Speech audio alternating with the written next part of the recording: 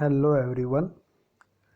આપણે જે last video જોયો હતો એમાં જે ટોપિક આપણે જે સ્ટાર્ટ કર્યો હતો એ હતો જનરેશન ઓફ ઇલેક્ટ્રિસિટી. બરાબર છે. સો ઇલેક્ટ્રિકલ એનર્જી જનરેટ કેવી રીતે થાય છે, જ્યાં જનરેટ થાય છે એ પણ આપણે બધું જોયું હતું કે એને શું કહેવાય છે, પાવર સ્ટેશન યા પાવર પ્લાન્ટ. સો ઘણી બધી જાતના પાવર પ્લાન્ટ હોય છે. એ શાના પર આધાર કરે છે કે આધાર રાખે શાના પર, જે ઇનપુટમાં જે સોર્સ યુઝ થાય તેના પર આધાર રાખે છે. બરાબર. હવે જે સોર્સ યુઝ થાય એ પણ એક ટાઈપની એનર્જી હોય છે. કેમ કે આપણે જોયું હતું કે law of conversation of energy, કે એના હિસાબે શું છે કે આપણે કોઈ પણ એનર્જીને આપણે ઉત્પન્ન નથી કરી શકતા અથવા તો એનો નાશ નથી કરી શકતા. ફક્ત અને ફક્ત આપણે એનર્જીનું એક સ્વરૂપમાંથી બીજા સ્વરૂપમાં એને આપણે ખાલી રૂપાંતર કરી શકીએ છીએ. બરાબર છે. સો એના માટે આપણે પાવર પ્લાન્ટ જોતા હતા. એક એનર્જી જે આપણે સોર્સમાં લઈએ છીએ એને આપણે કેવી રીતે ઇલેક્ટ્રિકલ એનર્જીમાં આપણે રૂપાંતર કરવાની છે. સો ઘણા બધા પ્લાન્ટ અવેલેબલ છે. તેમાં આપણે સૌપ્રથમ 2 પ્લાન્ટ જોયા હતા. ફર્સ્ટ જે હતું એ હતું thermal power station. Okay. And જે બીજું હતું એ હતું હાઇડ્રો પાવર સ્ટેશન. બરાબર છે. Getting? So as we seen in a previous video, according to the law of conservation of energy, new energy cannot be produced and we cannot be destroyed it. Only we can transfer the one form of energy into another form. Okay. And as we know, the electrical energy is required everywhere, and that is the most convenient way to use the energy in the form of electrical. Okay. So हमने ये last time देखा था कि energy जो है electrical energy is generated, okay, where the place at which electrical energy is generated is known as a power station or power plant. Okay. And we already discussed about the 2 power plant, that is thermal power station and second one is a hydro power station. That is the diagram. Okay. So आज हम यहाँ पे start करेंगे और 2 जो है book में plant दिए हैं वो अभी वो है, यहाँ पे देखो क्या है, न्यूक्लियर पावर स्टेशन है. अब न्यूक्लियर पावर स्टेशन में किस तरह से काम होता है, तो वो जो हमने थर्मल पावर स्टेशन देखा था जो पहला वाला, उससे सिमिलर ही है. जो आधा काम है टरबाइन के, बाकी का ये सभी में क्या रहता है, सेम ही रहता है. सिर्फ जो स्टार्टिंग में जो है वो चेंज होता है क्योंकि वो सोर्स चेंज होता है एनर्जी का.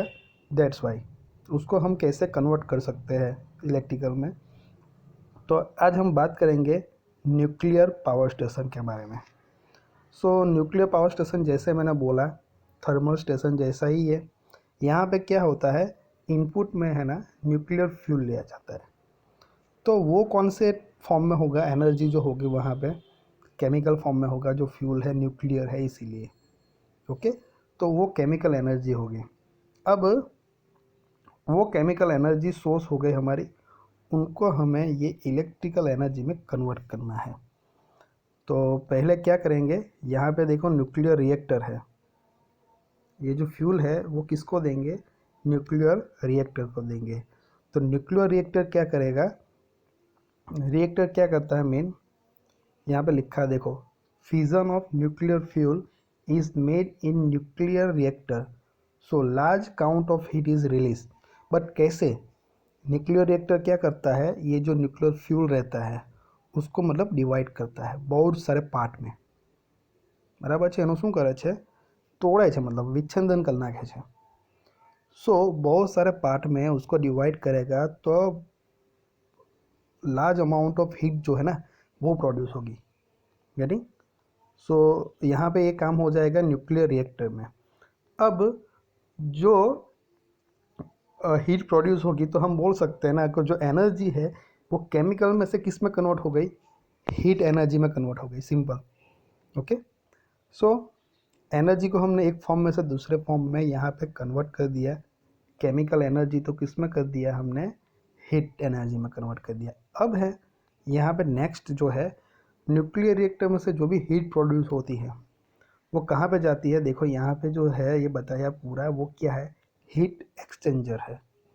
अब हीट एक्सचेंजर जो है वो क्या करता है, हीट जो होती है उसको ही एक मीडियम में से दूसरे मीडियम में ट्रांसफॉर्म करता है, या we can say that convert करता है, સિમ્પલ બરાબર છે। હીટ એક્સચેન્જર શું કરે છે, હીટ જે છે તેને જ એક માધ્યમમાંથી બીજા માધ્યમમાં એનું રૂપાંતર કરી દે છે। गेटिंग, सो हीट एक्सचेंजर का काम यही है। तो यहाँ पे क्या हुई, जो हीट प्रोड्यूस हुई है वो किसको देते हैं, हीट एक्सचेंजर को।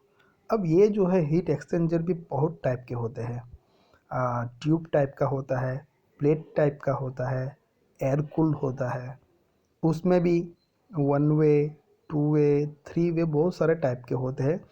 जो 2 वे होता है तो उसमें जहाँ से हम एंट्री करते हैं वहाँ से ही क्या होता है, एग्जिस्ट होती है, देखो यहाँ पे। ओके, तो यहाँ पे क्या रहता है, वाटर रहता है। सो यहाँ पे जो हीट प्रोड्यूस हुई वो यहाँ पे जाएगा, तो वाटर क्या हो जाएगा, गर्म हो जाएगा। तो बहुत ज़्यादा गर्म होगा तो क्या प्रोड्यूस होगी, स्टीम, वराल जनरेटर से। एंड जो भी आएगा वो कूल होके आएगा, कूलन है तो क्या कोल्ड हो गया, जो भी आएगा वो एक्सचेंज हो गया। अब देखो ये जो हीट है वो किस में एक्सचेंज हो गई, हीट ही है लेकिन कौन से फॉर्म में हो गई, स्टीम के फॉर्म में हो गई। ओके, सो अब यहाँ से सेम हो गया प्रोसेस जैसे हमने लास्ट टाइम जो थर्मल पावर स्टेशन में किया था, वही हीट एक बार वहाँ पे प्रोड्यूस होती थी बॉयलर के अंदर, बाद में तो वही सेम प्रोसेस है। तो यहाँ पे बस इतना चेंज हुआ है, जेडी। सो ये हीट एक्सचेंजर क्या करेगा, हीट एनर्जी को, मतलब हीट को एक फॉर्म में से दूसरे फॉर्म में, मतलब यहाँ पे जो हीट जनरेट हुई वो भी कौन से फॉर्म में आ गई, स्टीम के फॉर्म में, गेटिंग। अब ये जो स्टीम है वो पाइप के थ्रू हम फोर्सफुली ये टरबाइन को देंगे, मतलब तो वो टरबाइन अभी क्या करने लगेगा, रोटेट करने लगेगा। ओके, स्टीम की वजह से उसको फोर्स लगेगा उसकी जो विंग को, तो वो रोटेट होगा। अब रोटेट होगा तो हम बोल सकते हैं कि ये जो हीट एनर्जी है वो किस में कन्वर्ट हो गई, मैकेनिकल एनर्जी में कन्वर्ट हो गई। नाउ अब अल्टरनेटर जो है वो ये टरबाइन के साथ कनेक्ट होता है, कपल किया जाता है। तो ये टरबाइन घूमेगा तो अल्टरनेटर के अंदर की जो रोटर है वो भी रोटेट होगी, और ये मैकेनिकल एनर्जी को किस में कन्वर्ट करके दे देगा, इलेक्ट्रिकल एनर्जी में। ओके, तो ये हमारा इलेक्ट्रिसिटी जनरेशन हो गया। एक्चुअली हमने बनाया नहीं, इलेक्ट्रिसिटी खुद थोड़ी ना हमने पैदा की है, वो तो हम कर ही नहीं सकते। लेकिन यहाँ पे एक केमिकल फॉर्म में एनर्जी थी, इनको ये प्रोसेस के थ्रू हमने इलेक्ट्रिकल में कन्वर्ट कर दिया। अब ये अल्टरनेटर के बारे में वो सब कुछ मैंने बताया था पिछले वीडियो में ही। अल्टरनेटर क्या है, एक जनरेटर है, एसी जनरेटर, बराबर। तो यहाँ पे जो भी इलेक्ट्रिसिटी जनरेट होगी वो एसी के फॉर्म में जनरेट होगी। तो ये बात हुई सिंपल न्यूक्लियर पावर प्लांट के बारे में। ओके, सो जो यहाँ पे लिखा है ना, सॉरी जो डायग्राम में जो दिखाई दे रहा है वही यहाँ पे है। सो आपको एक सिंपल सी बात है, फिगर ड्रॉ करनी है और फिगर पे से ही आपको पॉइंट वाइज लिखना है, ऐसे पैराग्राफ में नहीं लिखना है कोई भी चीज़। एग्ज़ाम में आपको पॉइंट वाइज लिखना है। पहला पॉइंट यह आएगा कि basic simple schematic diagram is shown in above. किसका diagram, diagram of nuclear power station is shown in above या बिलो, अब कहाँ पे लिखता हो उस पर डिपेंड करता है, राइट। सो ये पहली लाइन लिख दी, एज शोन इन फिगर, बराबर, के न्यूक्लियर पावर स्टेशनની આકૃતિ જે છે એ નીચે અથવા તો ઉપર મુજબ છે, આકૃતિમાં દર્શાવ્યા મુજબ। then you can start from here, okay, and end with the generation of electrical energy।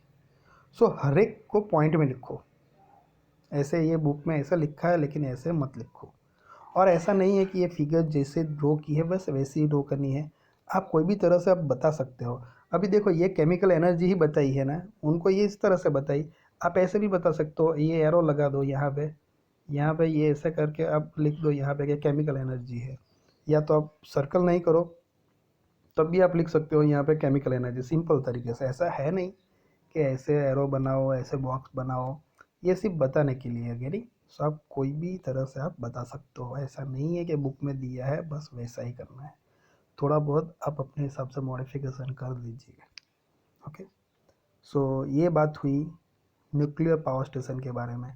अब हम बात जो करेंगे वो है, हम मोस्टली हमने देखा होता है कि diesel power station. Okay,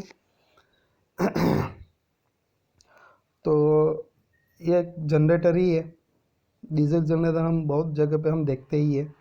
okay, जब पावर कट होता है तब बहुत सारी जगह पे जब फंक्शन होता है या कोई ना कोई हॉस्पिटल होती है, वहाँ पे मोस्टली यूज़ होता रहता है ये। उसमें क्या होता है बेसिकली कि ये जो डीजल यूज़ होता है, डीजल पावर स्टेशन है, तो नाम पर से आपको पता चलता है कि इनपुट सोर्स जो है, जो फ्यूल जो है वो कौन सा यूज़ होगा, डीजल होगा। सो यहाँ पर डीजल ऑयल लिखा है। तो एक ये कौन से फॉर्म में होगा, एनर्जी केमिकल एनर्जी होगी, केमिकल के फॉर्म में होगा, राइट।